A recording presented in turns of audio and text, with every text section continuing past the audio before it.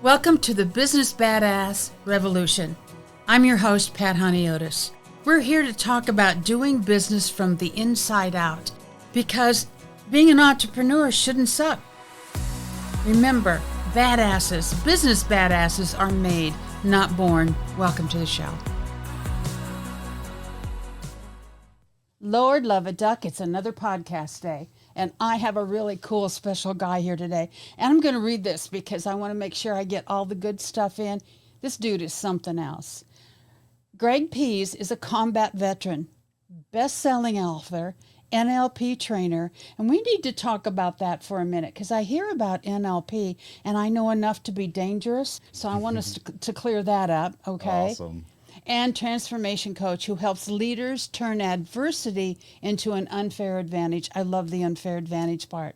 He hosts the Power in the Pain podcast, where he blends real stories with practical tools to reprogram limiting beliefs and unlock peak performance. Greg, welcome to the Business Bada Revolution. Let's go. I'm excited to be here, Pat. Oh, good. We're going to have some fun. Good. This is going to be good.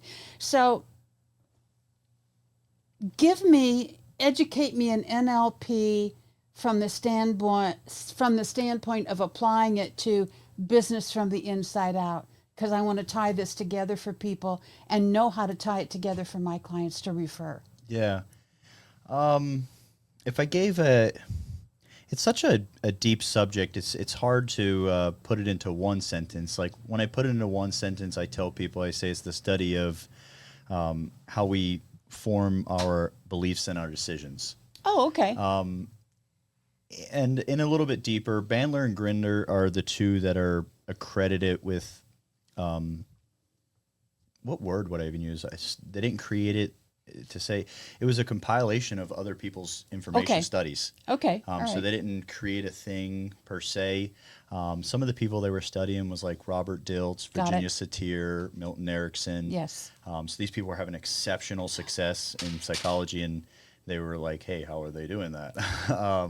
So they actually had someone, back in the 60s, they had someone actually like type out recorded transcriptions of their sessions. Okay. And then they're looking for like, what are they doing? Yes. What is the magic? Yes. And so they kind of figure out the algorithm for each of these people. Okay. Virginia Satir was like, hey, we got to chunk down and get to the root cause. Milton Erickson's like, hey, we got to chunk up and get to the purpose. There you go. And these two would be seen as like total opposites. Do we go down or up? Well, they both were having success. And so Bandler and Grinder said, hey, instead of thinking of it as a right way or a wrong way, let's just kind of put all the tools together in a toolkit. Yeah. Okay. Yeah. Okay. That sounds really similar to what I do. I do a lot of work around the subconscious mind. Yeah. Okay. And we just dive into that. I'll have people say to me, well, if it's subconscious, I don't know what it is. Mm-hmm. And I say, yeah, but we can discover what that is. And I know how to do that. And then when you find out, so you do the same thing, only different. Yeah. Yeah, definitely. Okay. Definitely. Okay. So who do you like to help? I know anyone you can, but who's your ideal client, your prime candidate? Childhood trauma is the that's the big, like we're definitely people if there's childhood trauma. Go ahead.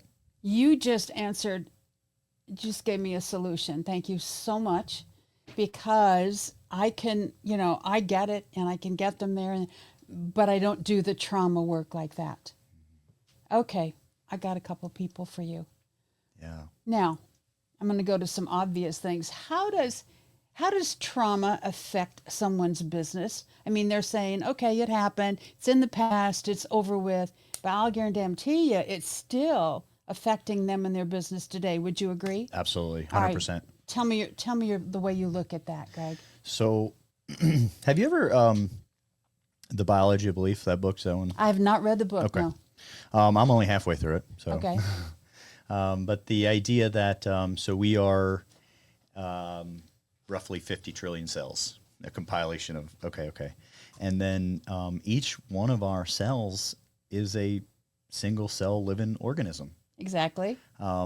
So then the idea of, like, we all know, So if we have trauma, the only place our trauma exists is in our memories. It's not present right here, right now. No, and I would say it exists in your subconscious mind. Okay, beautiful. So the way I tell people, I say, hey, the only place trauma exists is in your memories. Yet, if they do an autopsy, where are those memories? Oh, good one. Okay. So, like, we factually know we have memories, but we are unconscious to where. So, if we're to deal with trauma, we have to deal in memories. If we're to deal in memories, we have to deal in unconscious, subconscious. Yes. So I'm in the same fabric. All right, we can do this. So where I come from, I tell people that the subconscious mind records everything from at least conception on. Now the past life, that's a whole nother story. We're just going to deal with this one. Okay. And what happens is when those things are recorded, that fetus and that small child doesn't have the ability to make sense of it. So it just stores it and makes it up. 100%. This is yes. Yes, I love this. Okay. Well, where I'm about to go is in Greg opinion beliefville. All right, go. So our 50 trillion cells, every single one of them are a living entity, oddly enough. So we're a community of 50 trillion as individuals. We're getting into right now. We're getting into just Greg's beliefs, things of that nature. I got it. Every We're good. cell has has the record. Every cell has the recording.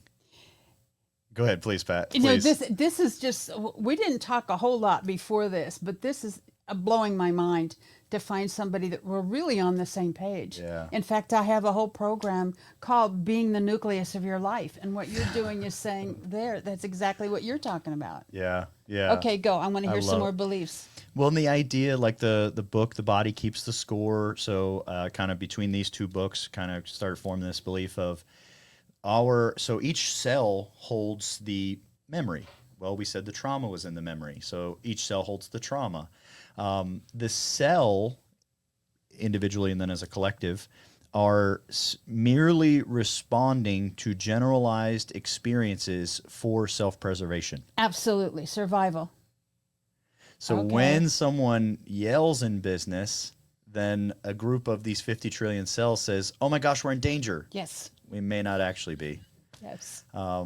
So this is how, like, if we don't go through and I use the words like audit our records. I get it. If we don't go through and audit them, then we'll just naturally replay whatever the past was. Yeah, no, we don't respond. We react. Yeah. Because a response is a choice. Yeah. Good. So, do you use affirmations at all in your work? Yes. For self, I do, and then with with other people as well. Okay. So the way I explain that is we've got all this record. Okay, it's in our subconscious mind, and the one that says this isn't safe is this big. It's this thick file, right?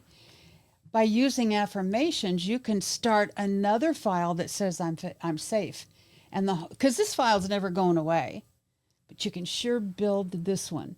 That sounds like it would go along with what you do. 100%. Okay. I definitely utilize affirmations in my life and clients. I'm a big believer on like the client. I think you're going to be the same. Like the client has to, for me, they have to decide and commit on the affirmation because they have to feel it inside. So if I said it and it doesn't count, go ahead, please. No, go ahead. No, go ahead. You're good. I want you to say more about that on purpose. Yeah, it's important that if someone wasn't saying affirmations, then they just started saying the affirmations.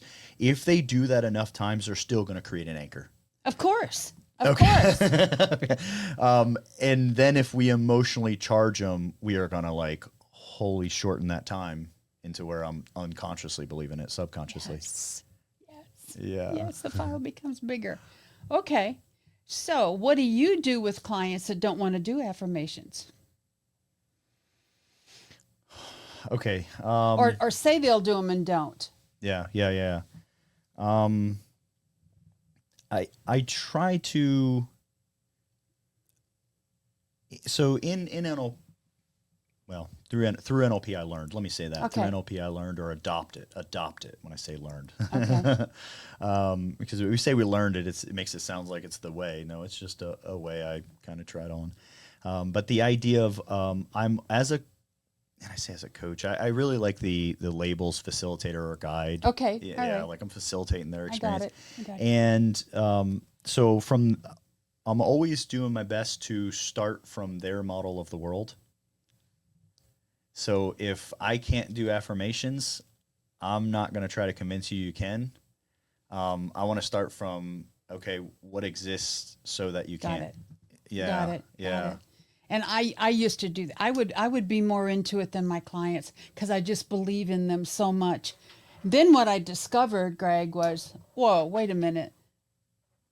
I'm wanting it more than they are, and that's stressing me out because they're not doing it. So I'm done. Here's what I recommend, and then I back off from it Yeah. because I got to take care of me too. I don't want to be okay. And we do start with where they're at. Okay. In theory, I say in theory, I like it. So I mean, whatever a client, wherever they're starting, here's how the metaphor I give. Okay.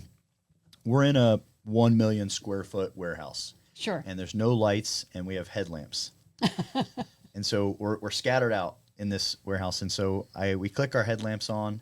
And Trent's off somewhere in the distance doing IT stuff, and no, but say Trent's in this warehouse as well, and Trent says, there's spiders over here. And then I look around, and if I were to say, no, there's not, Trent would say, yes, there is. And I'd say, no, come here, I'll show you. And he's going to say, no, come here, I'll show you. Okay. However, if Trent says there's spiders in here, I look around, I don't see any spiders, and I say, where at? Got it. Okay. He says, over here. I follow his voice. I go over. He says, I say, where? He says, right there. And I say, oh, man, there wasn't spiders where I was. He's going to say, all right, let's head over there. So I just don't, I do my best to not be confrontational with their problem. That's really good. You just taught me something. Thank you so much. That's really good. I like that analogy. I've always been hunting for an analogy and never got a really good one. Beautiful. All right, that works.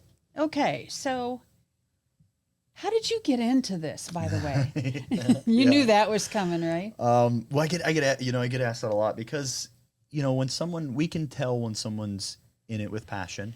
Yeah. And then there's a common curiosity, like where did that come from? I think I'm like a lot of people that got into psychology. I was trying to figure myself out. Yep, you got it. You got it. You got it. Trying to figure out what was going on up here. I mean, I haven't figured it out yet, but That's the title of my book, by the way. what is it? What? The Practical Guide to Figuring Yourself Out.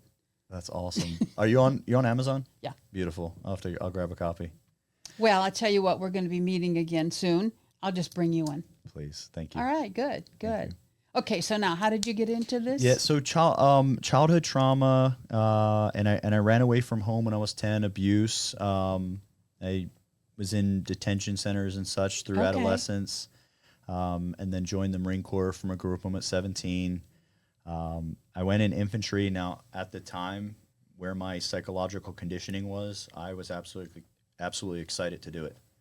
Okay. I was, and I went over. I ended up doing 3 combat deployments, but I stood in America at the age of 20 years old, and I'd already been to Iraq twice, and I couldn't legally drink a beer yet. Oh, Lord love a duck. Okay. So it was very early for these things to be happening in frontal development. Yes, Yeah. of course. And prime candidate because I was so desensitized from childhood. So it's operating beautifully, if you will. I went 3 times, and I was going to go back for a 4th deployment. I was, as I said, excited, and that's not normal. I'm clear.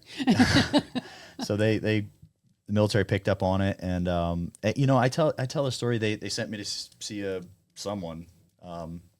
And I didn't, in the Marine Corps, it's like this gun ho, like, all right, go get it, Got it. So they're like, what do you want to go back for? And I'm like, we're going to go take thinking like they want to know the hoorah stuff.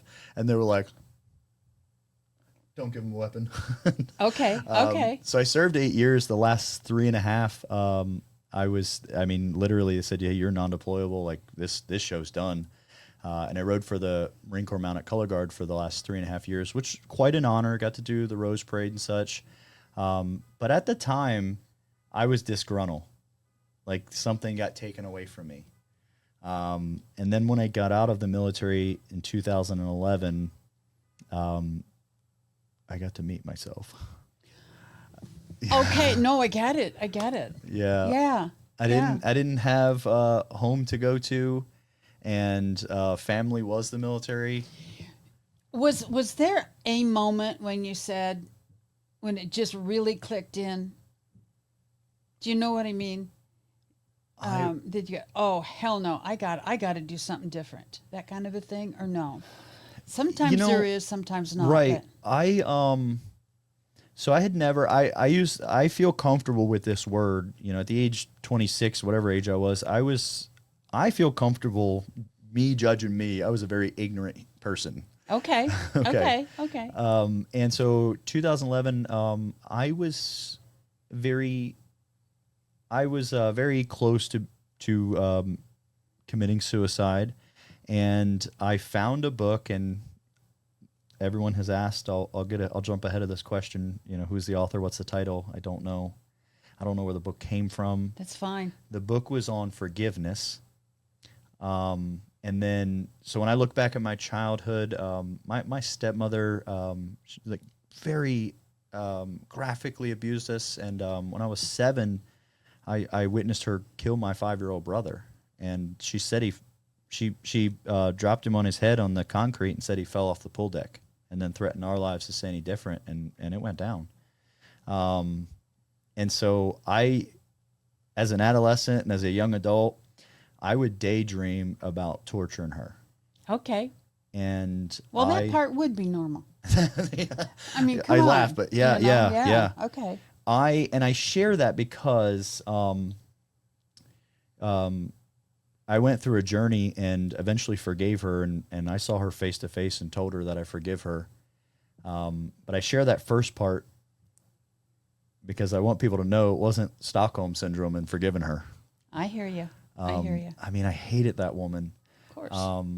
So this book, I felt like in life, I knew, and I don't know how, but in some way, I felt called to the idea of manifestation. There's more spirituality, but I have no guidance in it. But like, I feel like it has to be something. Like it has to be.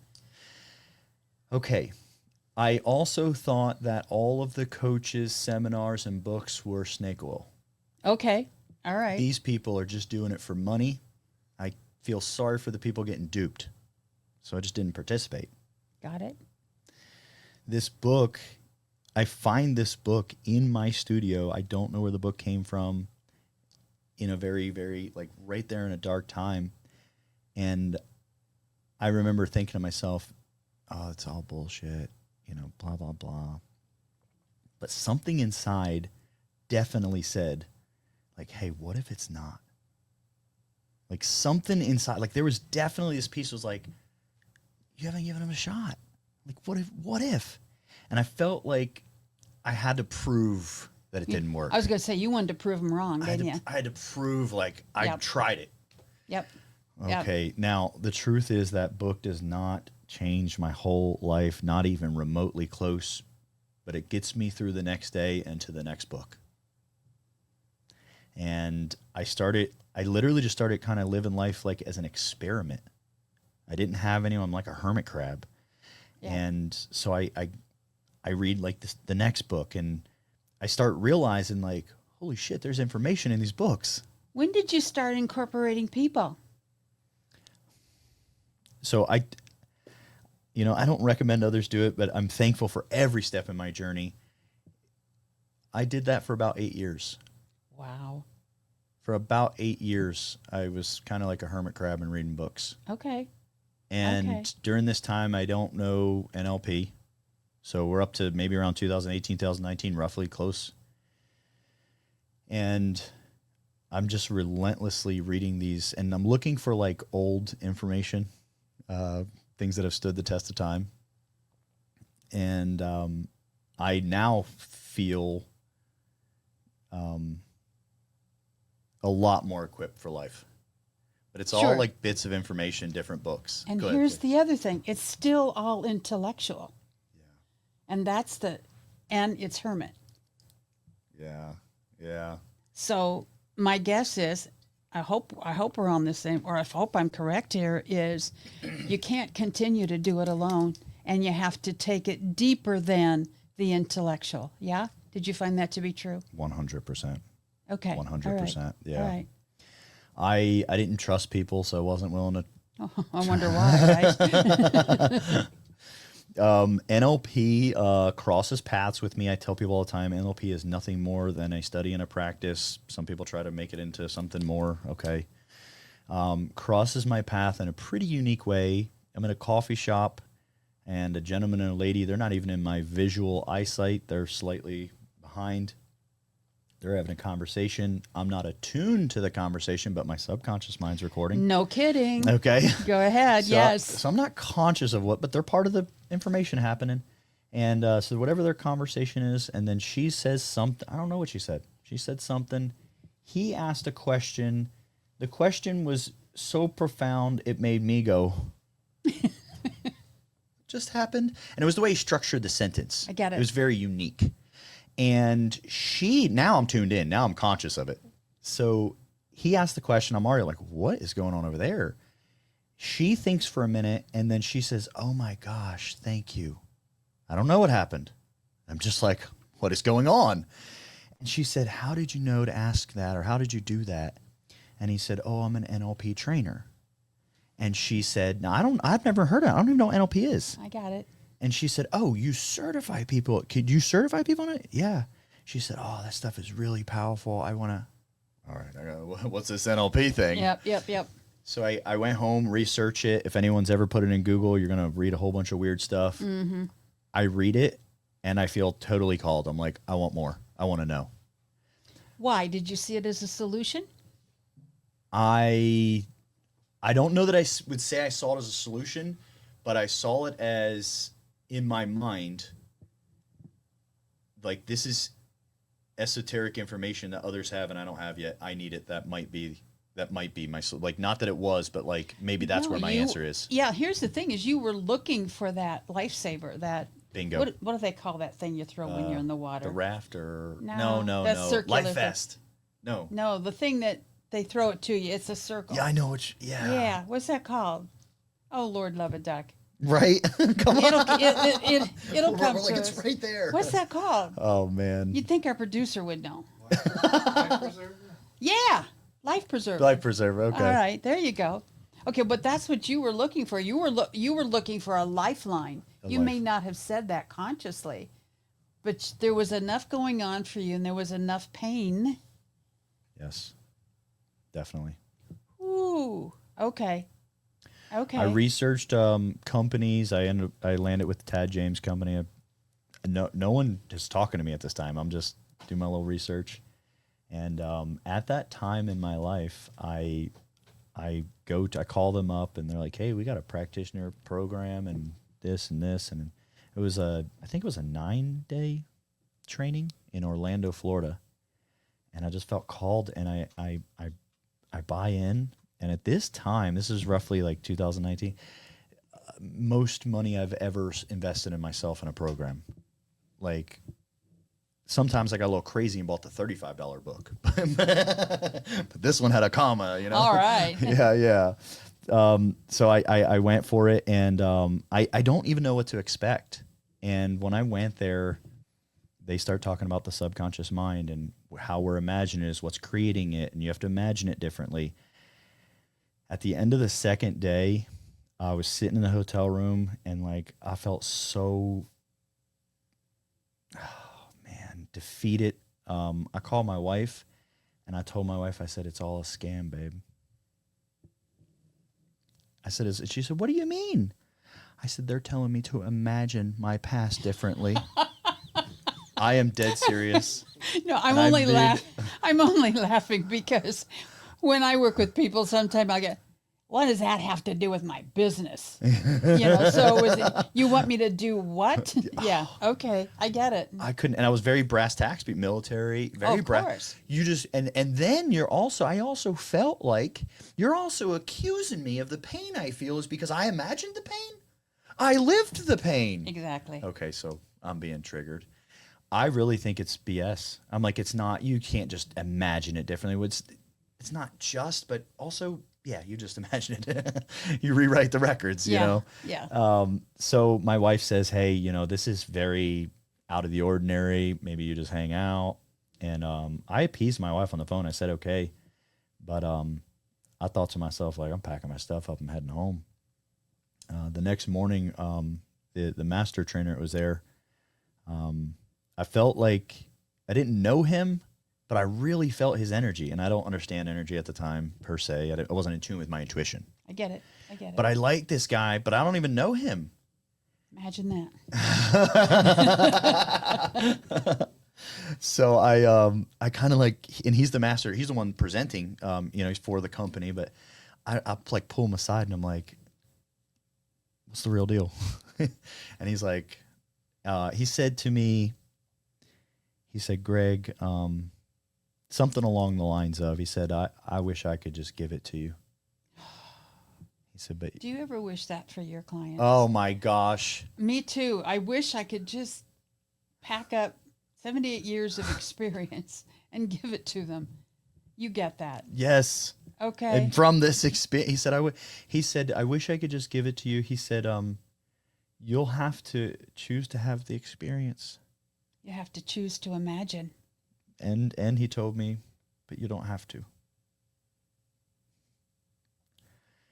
I really felt at that time, I stayed for the training. Now, when I stayed for this training, I don't think like, okay, fine, this is it. I think to myself, you got the balls to look me in my face and still not level with me?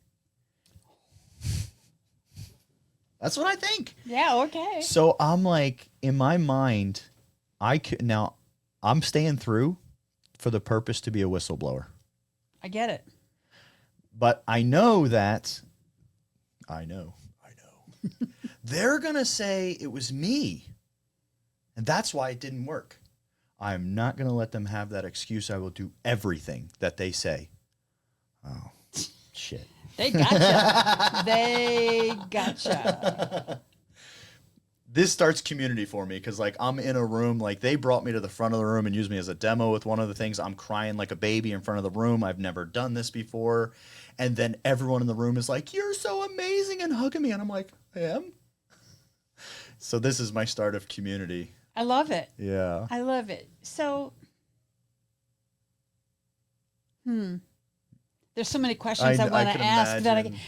I just, there's not too many people I meet, and there's some wonderful people out there that go beyond the intellect, go beyond the brain in learning into what you've just described, the community, the sharing the what brought me here and the pain. And yeah, you can get past it. I'm a living testimonial, right? Mm-hmm.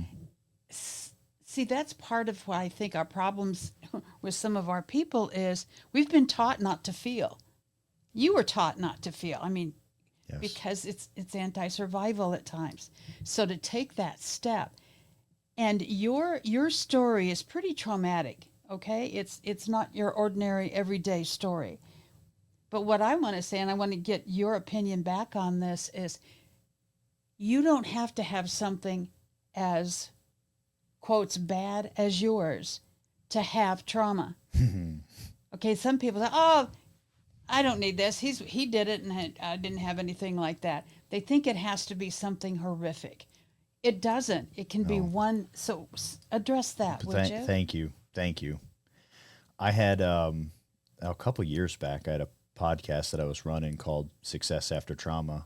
It's still published out there in the webs, and I was 100% guests and just sharing what they've been through and what they've done with it.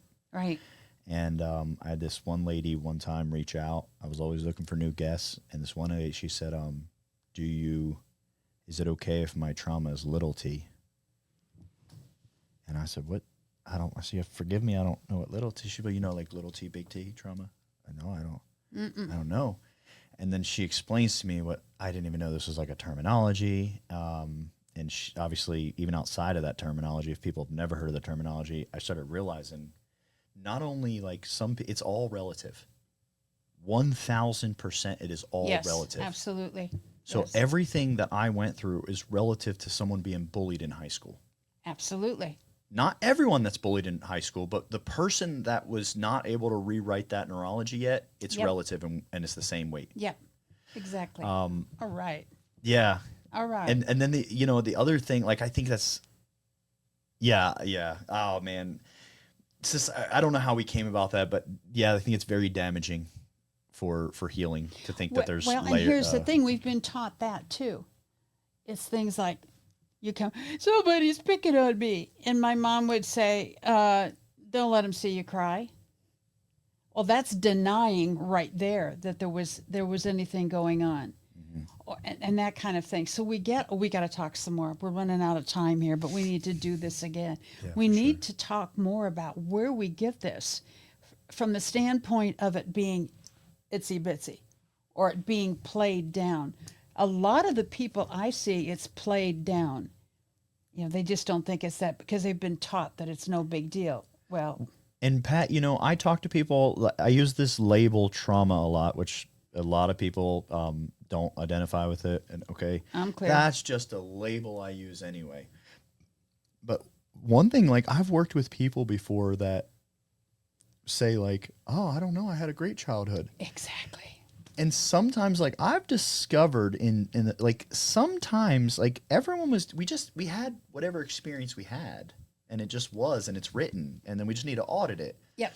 Our parents may have been doing something very valuable for us and they may have said, oh, be patient, let them go first. And now we might be in our 30s or 40s waiting for all of our friends to launch their business before we do. Exactly. Oh man, I love the way you tied that in. Because do you get that? What does this have to do with my business? And they don't know until you show them. Yeah. Oh, you're waiting. And the childhood, I had a childhood, obviously, right? And I've explored all of that, etc. I have a sister who I'm just curious. I'll ask her about her childhood and she'll go, I don't remember my childhood. Okay, that says a lot right there. So we just deal with things differently. Anyway, we can't go in there now, but leave us with something. Leave us with a thought or an idea, and a promise to come back, by the way. Leave us with a thought or an idea for people that are questioning about doing some coaching. I'm going to leave it at that and let you take it. Yeah, I love it. So for the person that's thinking about coach, guide, mentor, everything, perception is projection. We can only see outside what is already inside. So in our relationships with our family, in our business, that which we are seeing outside is just merely a reflection of what's inside. And what's inside is not right or wrong or up or down or left or right. We are, unless it's just me, we are self-biased. Oh, of course. So, like, I think the right way. I know that one. So I'm so capable of, and I did a great job for years of creating an echo chamber. Your coach, your guide, your facilitator is someone that you are willing to trust. Don't worry about which one's the right one. You will know exactly when you meet them. And until the day you know it's not the right one. I totally agree. With my coach I've had for almost 11 years now. And when I talked to him for the first time, I said, look, I want somebody at least as good as or better than I am at this, because I can so bullshit myself and believe it. Okay. I need somebody that's smart enough to keep up with me. I know that sounds arrogant. It wasn't arrogant. It was desperation. Yeah. So tell me, how do we get a hold of you? How do people reach out to you? Yeah. You guys can go to powerinthepain.com is a website anyone can go to and check out some of the things that I'm into. In Middle Tennessee, I do transformational events, firewalking, NLP, things of that nature. And And then social media channels, Greg Pihs, and Okay. the last name Pihs, so pronounced like a vegetable. Yes. If you look at it on paper, you'll say a word that I won't say on the podcast. There you go. But oddly enough, and I didn't share this one with you yet because you shared something really cool about your last name. My last name is Ship spelled backwards. Oh my goodness. Okay, see, I it gives them a clue. Yeah. Duh. And then naturally most people, so it's Pihs in the English language at least. If P and H are in the same word, they're together. Yes. So people always try to put Phis and spell. Oh, okay. Okay. All righty. Yeah. So you gave us how we can reach out to you. We got that. Anything? One more thing. What do you want to leave us with? One statement. One something. We are creating our reality based on our thoughts. Even if you're not sure that that's true, Yes. just go out and experiment. Okay. That's all we need to say. We'll see y'all next time. Bye for now. Thank you for listening to another episode of Business Bada Revolution. Remember, as you're walking through your work week, being an entrepreneur shouldn't suck. Remember to like, share, follow, and subscribe. And oh, by the way, leave us a 5-star review. See you next time.